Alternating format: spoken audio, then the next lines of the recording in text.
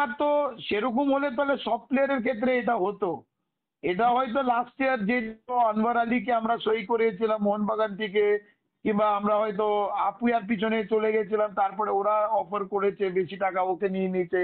এবার হয়তো যেহেতু আমরা অভিষেককে নিলে ওরা ভাবছে হয়তো আমরা একটু স্ট্রং হয়ে যাবে, তো চলো আমরা তাহলে ওকে নিয়ে নিই।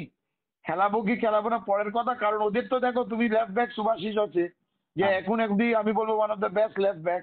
রাইট সাইড আশিস রায় যে ইন্ডিয়া টিমের রাইট ব্যাক, তাহলে অভিষেক কোথায় খেলবে? কিন্তু ওরা ওই সব ভাবতে চায় না, কিংবা প্লেয়ারই আর এজেন্টই হয়তো কালকে ভাবতে যাবে না। ও ভাববে যে আমাকে বেশি টাকা দেবে, আমি ওখানেই যাবে।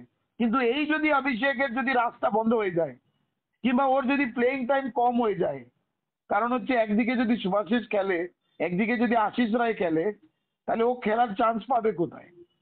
তো এরকম করে যদি ওর লংজিভিটি যেটা আছে ওটা শর্ট টার্ম হয়ে যায়, 1-2 বছরের মধ্যে যদি ওর ওর ক্যারিয়ার যদি শেষ হয়ে যায়, তাহলে তখন কি হবে?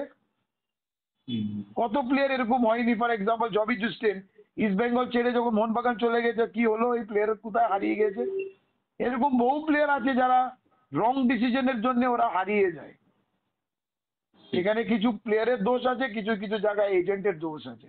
তো আমি এখন বলবো এই প্লেয়ারকেই বুঝতে হবে ওকে কোন ক্লাব শুট করবে, কোন ক্লাব। সবসময় মানি মানি মানি কিন্তু ফ্যাক্টর না।